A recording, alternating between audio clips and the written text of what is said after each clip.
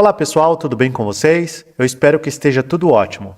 Esse vai ser o nosso primeiro vídeo de uma série de vídeos com os conceitos fundamentais que a gente vai usar corriqueiramente na disciplina de fenômenos de transporte. Para quem ainda não me conhece, meu nome é Paulo Henrique, eu sou engenheiro ambiental e eu sou professor na Faculdade de Engenharias da Universidade Federal do Mato Grosso do Sul. Eu estou fazendo esses vídeos para a gente ter um material de apoio para a disciplina de fenômenos de transporte. Eu vou tentar falar e desenvolver as ideias centrais da disciplina da maneira mais simples possível. Pode ser que as minhas escolhas de apresentação para os conceitos, os exemplos e os exercícios auxiliem quem venha procurar uma ajuda, uma orientação, ou quem só queira discutir mesmo um pouco os temas que vão ser abordados nos vídeos. Se, por exemplo, você vai começar a estudar fenômenos de transporte por agora e ainda está meio perdido sobre por onde você deveria começar, ou quem sabe você só está tendo muita dificuldade para entender essa disciplina na sua faculdade, é possível que os vídeos possam te ajudar. Se por acaso alguém quiser ou precisar falar comigo, o meu e-mail é o paulo.lima@ufms.br. Nesse e-mail, você pode me mandar suas dúvidas, as suas sugestões e as suas críticas para que eu possa ir pouco a pouco tentando melhorar o conteúdo com o passar do tempo. A minha vontade nesses primeiros vídeos é de que a gente consiga abordar alguns conceitos que são fundamentais ao longo de toda a disciplina de fenômenos de transporte e nas disciplinas que virão na sequência e que têm fenômenos de transporte como sendo um pré-requisito. Dito isso, acho que a gente já pode começar. Essa disciplina que a gente vai começar agora, ela está presente principalmente em alguns cursos de engenharia e ela se chama Fenômenos de Transporte. Ela tem como seu principal objetivo de trabalho compreender, caracterizar e quantificar a transferência de grandezas ou de propriedades físicas entre dois pontos do espaço. Se isso que eu disse agora já te deixou um pouco preocupado, relaxa. Ao longo dos nossos estudos vai ficar bem claro o que são essas propriedades físicas a qual eu estou me referindo. Agora, sendo um pouco clichê e talvez até um pouco repetitivo, principalmente se você veio até aqui porque você está cursando alguma engenharia mais vinculada com o meio ambiente e recursos hídricos, você já deve estar sabendo que 75% do nosso planeta é coberto por água e 100% dele é coberto por ar. Por causa disso, a gente pode afirmar que os problemas de engenharia que você tem que entender hoje e que você vai ter que resolver como um futuro profissional, ou eles são oriundos do escoamento de um fluido, ou eles acontecem totalmente ou parcialmente imersos em um fluido. Então é razoável imaginar que todos os problemas de transporte que a gente vai abordar aqui, eles envolvem direta ou indiretamente o movimento dos fluidos.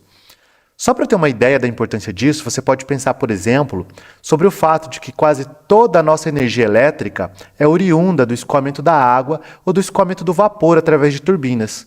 A irrigação, os sistemas de controle de cheias em uma cidade, a rede de abastecimento que leva água potável para a população, a condução do esgoto das casas das pessoas até as estações que vão fazer o tratamento desse efluente, os oleodutos e gasodutos, são somente alguns poucos exemplos de problemas práticos diários de transporte de propriedades que acontecem devido à ação de algum tipo de escoamento.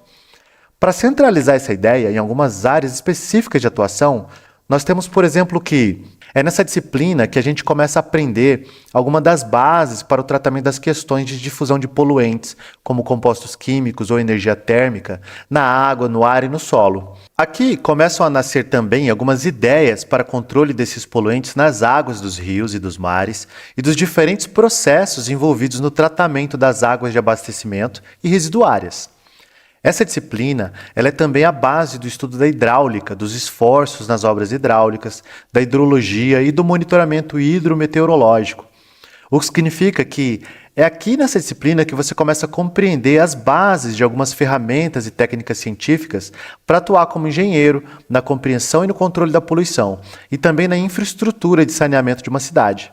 Essa disciplina é a base, por exemplo, para as operações unitárias, que fornecem as aplicações no estudo da otimização de reatores nas mais diferentes áreas de trabalhos industriais e de processos produtivos.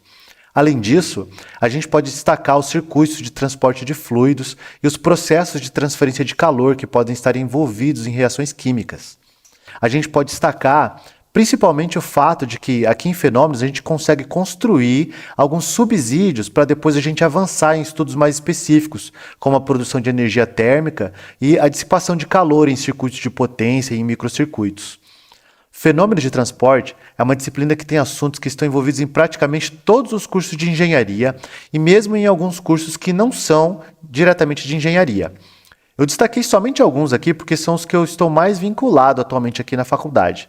Mas assim, para fechar essa introdução, que já está ficando até um pouco longa demais, dá para dizer que, de maneira mais ampla, os temas abordados nessa disciplina eles são relevantes, tanto para estrutura e produção de bens de consumo, como para recuperação, manutenção e preservação ambiental. Talvez você tenha notado que aqui nessa apresentação existem alguns lembretes coloridos aí pendurados na borda do computador. Nesses lembretes existem alguns desenhos. Esses desenhos são representações visuais minimalistas de alguns dos conceitos fundamentais que eu gostaria de começar a discutir com vocês. Nós vamos começar com 9 conceitos iniciais e principais. E a minha expectativa é a de que vai ficando cada vez mais claro ao longo das aulas o que cada um desses lembretes aí significam. Existem outros conceitos que são importantes, mas eu penso que esses 9 são os mais essenciais. Outros conceitos a gente discute conforme for surgindo a necessidade ao longo do curso. Geralmente, as narrativas de por onde a gente deve começar essa disciplina são construídas e contadas de maneiras diferentes por diferentes professores. E você vai perceber essa diferença até mesmo quando você pegar os livros de diferentes autores. Cada um tem uma formação diferente, uma visão de mundo diferente, e isso afeta a apresentação das temáticas da disciplina. Além disso, os diferentes conceitos e definições que a gente precisa estudar, muitas vezes são meio que interdependentes. E eles vão se complementando e fazendo mais sentido na medida em que a gente vai avançando e se aprofundando mais nos estudos dessa disciplina. Eu tomei a liberdade de fazer do meu jeito. E eu vou começar com um conceito que não é muito comum começar por ele, tá? Muitas vezes a gente simplesmente só toma esse conceito como verdadeiro e seguimos com os nossos estudos sem se importar muito com ele. O primeiro desses conceitos é o que a gente vai chamar de condição de não deslizamento. Primeiro, eu já gostaria de falar que existem alguns sinônimos para o nome que costuma ser dado para esse conceito. Então é comum que você se depare com termos como, por exemplo, condição de não escorregamento ou então princípio da aderência. Se você ouvir ou ler qualquer um desses termos por aí, saiba que estaremos falando da mesma coisa. Inclusive o termo princípio da aderência é o nome que eu, particularmente, acho mais maneiro dentre os 3 termos. Essa condição ou princípio é relativamente simples. Isso vai funcionar para a gente como se fosse uma espécie de lei, ou então até mesmo para fazer um paralelo com o rigor que você encontra às vezes na matemática, vamos pensar nessa condição como um axioma do estudo do escoamento. Nesse quadro azul aí, ó, do lado, a gente tem um enunciado dele, olha só. Trata-se da condição que estabelece que, na região de contato com uma fronteira sólida, o fluido vai adquirir exatamente a mesma velocidade da fronteira sólida. Agora, só para não gerar confusão, muitas das vezes eu vou utilizar o termo parede para me referir a uma fronteira sólida. Assim, de maneira bem simples e direta, podemos dizer que, nas proximidades de uma fronteira que está parada, a velocidade das partículas que compõem o meio fluido é 0. Já as partículas que estão próximas e juntas de uma fronteira que esteja em movimento vão ter a mesma velocidade que tiver essa parede. Veja que isso tudo se resume muito bem nessa equação de uma única linha que aparece ali. Estamos usando aqui um V maiúsculo para nos referirmos à velocidade de alguma coisa. No caso, essa coisa aí é a velocidade do fluido. Então, em um sentido um pouco mais amplo e resumido, o que essa equação diz sobre a condição de não deslizamento é que sempre devemos ter a velocidade do fluido, que aparece do lado esquerdo dessa equação, como sendo igual à velocidade da parede ou da fronteira sólida, que aparece no lado direito dessa equação. Tenho aqui separado para você um vídeo antigo, mas que através de um experimento vai deixar muito bem ilustrado esse nosso princípio da aderência. Eu acredito que ele vai ajudar você a se convencer que faz sentido tomar esse princípio como sendo verdadeiro. No experimento, um pouco de corante líquido vai ser usado para verificarmos esse princípio. O experimento ele é feito dentro de um canal, onde a água está escoando da direita para a esquerda. Um bico de injetor é colocado dentro desse canal, o mais próximo possível da parede do fundo. Um corante de cor esverdeada é inserido vagarosamente pelo bico injetor na água. O bico injetor ele se movimenta verticalmente para cima, se afastando do fundo do canal, mas continua deixando sair corante na água. Dessa forma, o corante entra em contato tanto com as partículas da água que estão aderidas no fundo do canal, como com aquelas que estão escoando longe do fundo do canal. Você deve ter percebido que o corante fica aderido, preso, parado no fundo do canal. Isso porque ali as partículas da água não conseguem arrastar o corante, porque elas também têm velocidade zero, já que o fundo do canal está parado. E essa situação aí, ela está de acordo com o nosso princípio da aderência. Já o corante é uma região mais distante da parede, ele é carregado pelo escoamento da água, que escoa da direita para a esquerda. Inclusive, é interessante notar que o corante, ao ser transportado pela água que escoa, acaba pintando os movimentos principais das partículas de água, que vão fazendo uns redemoinhos e vórtices por causa de um fenômeno que nós chamamos de turbulência. Ainda é muito cedo para a gente discutir a natureza da turbulência. A gente vai fazer isso de maneira mais apropriada em um outro momento. No final do experimento, usando uma espátula ou pincel, o corante ele é removido com um movimento de agitação no fundo.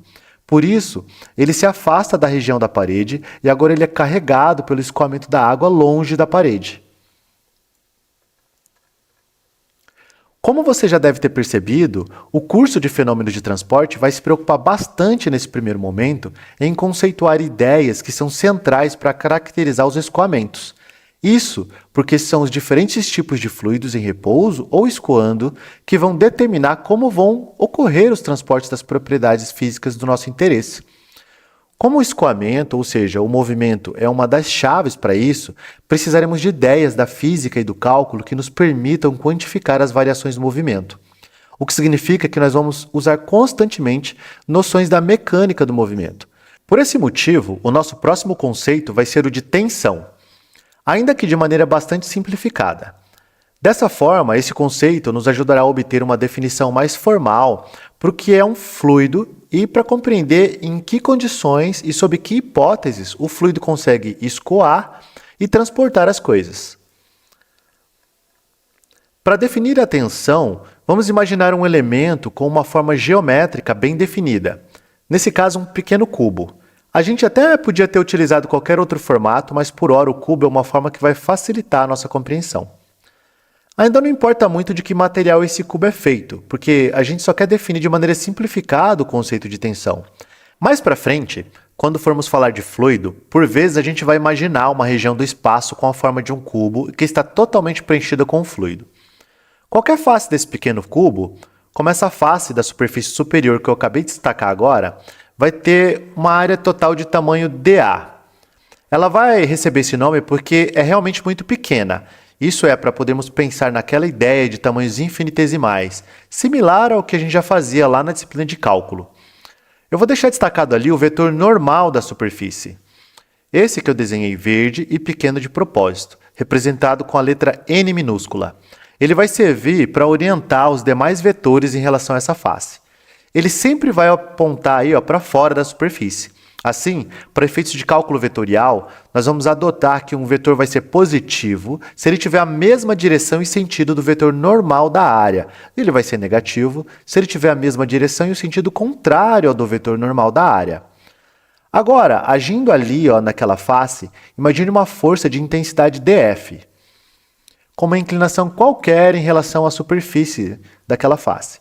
Nós vamos analisar as componentes dessa força dF, colocando esse sistema cartesiano de coordenadas. O eixo das ordenadas, o eixo y, ficará na mesma direção do vetor normal da face e o eixo das abscissas, o eixo x, paralelo a essa face. Agora, vamos obter a componente do vetor dF na direção x. E faremos o mesmo para obter o componente do vetor dF na direção y. A componente de dF, ou seja, do vetor dF, o vetorzinho força pequenininha ali, na direção do eixo x, nós chamaremos de componente tangencial. E por isso vamos nomeá-lo adicionando o índice t minúsculo. Já a componente de dF na direção y, nós chamaremos de componente normal. E por isso vamos nomeá-la adicionando o índice n minúsculo. A ideia do que passaremos a chamar de tensão será relacionada com essas componentes tangencial e normal da força que atua na face do cubo. Nós chamaremos então de tensão tangencial ou tensão de cisalhamento a razão entre a componente tangencial da força dividido pela área onde ela atua. Nós vamos usar a letra grega tau minúscula para representar essa tensão. No nosso curso, para todos os efeitos, tensão tangencial e cisalhante serão sinônimos. Nós chamaremos de tensão normal a razão entre a componente normal da força pela área onde ela atua. Nós vamos usar essa letra grega aí, sigma minúscula, para representar essa tensão. No Sistema Internacional de Unidades, a unidade de medida para a tensão deve ser o Newton por metro quadrado. Essa unidade decorre imediatamente da própria definição de tensão, que é força por unidade de área. Agora, vamos a um exemplo para fixar o conceito de tensão e realizar os cálculos que serão corriqueiros ao longo da disciplina. Uma força aplicada de 26,5 meganewtons, essa força F que apareceu aí agora no desenho, é distribuída uniformemente sobre uma área de 152 centímetros quadrados, que é essa área aí que a gente vai chamar de A. Porém, ela age num ângulo de 42 graus com relação ao vetor normal. Calcule a tensão normal e a tensão tangencial. Bom, para calcular as tensões, é preciso primeiro fazer a decomposição da força F. Uma componente na direção do vetor normal. Perceba que essa componente aponta na direção contrária do vetor normal por causa da orientação do vetor F. E a outra componente é tangente à superfície de área A. Com as componentes desenhadas no nosso esquema ali, agora só é preciso calculá-las. Como esse cálculo é bem simples, vamos fazer ele detalhadamente só dessa vez e nas próximas vezes nós vamos colocar só os resultados das componentes porque vocês já vão saber como é que se faz isso. Desenhando essas forças em um plano, a gente consegue mais facilmente calcular o módulo das componentes.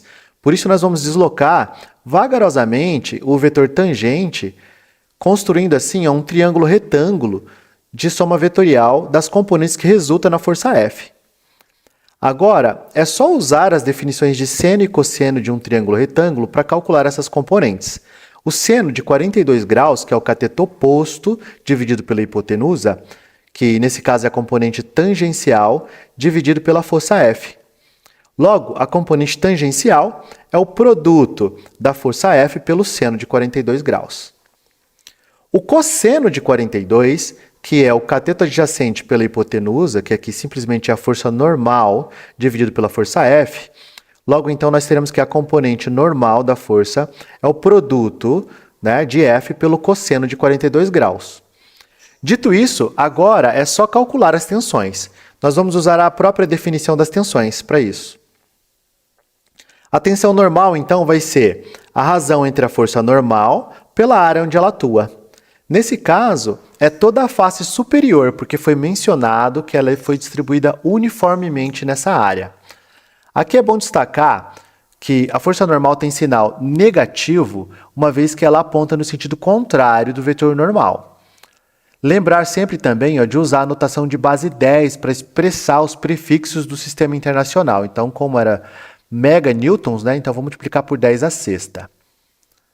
Fazer as conversões adequadas das unidades de medida também é sempre importante, né? Porque então a gente vai garantir que tudo aí que a gente está trabalhando esteja no Sistema Internacional de Unidades. Então aqueles 152 centímetros quadrados, né, foi multiplicado por 10 a menos 4 para então fazer essa conversão de centímetros quadrados para metros quadrados, ok? Finalmente, então, nós obtemos a tensão normal sigma, que é de 1.296 meganewtons por metro quadrado. Veja que, se for conveniente, podemos voltar a usar o prefixo mega, né, ali para fazer a notação da resposta. Fazendo a mesma coisa, então, a gente pode calcular a tensão de cisalhamento tal, ou tensão tangencial. Basta, então, agora nós usarmos a componente tangencial da força. E, então, nós vamos obter, finalmente, né, fazendo os cálculos de maneira bastante similar, que a tensão tangencial tal é de 1.167 meganewtons por metro quadrado. Aqui a tensão ela é positiva porque simplesmente a gente está imaginando de maneira até um pouco arbitrária que a direção x é a mesma direção do que seria talvez o escoamento aí. Um conceito importante que deriva dessa definição de tensão ocorre quando a força F já é totalmente paralela ao vetor normal da área. Quando isso acontecer, só vai ter tensão normal e nós chamaremos essa tensão simplesmente de pressão. E sua definição é a mesma da tensão normal. É comum nós utilizarmos o P minúsculo para nos referirmos a essa pressão. A unidade no sistema internacional também é a mesma da tensão e recebe o nome especial de Pascal. Então, Newton por metro quadrado e Pascal vão significar exatamente a mesma coisa. Vou dar um destaque aqui então para a definição dessa pressão, ou seja, a tensão normal, de maneira que a força é contrária ao vetor normal, porque quando ocorre o oposto disso, que é a força ter a mesma direção e sentido do vetor normal, nós chamaríamos isso de tração. Mas um fluido, ele é uma substância que ele não tem a capacidade de resistir aos esforços de tração. Somente resiste aos esforços de pressão. Por isso a gente só vai imaginar forças normais, ou quer dizer, isso só vai ser importante para a gente, né? Tensões normais só serão importantes quando nós estivermos falando que ela está pressionando o fluido, ok? E não quando ela está tracionando o fluido.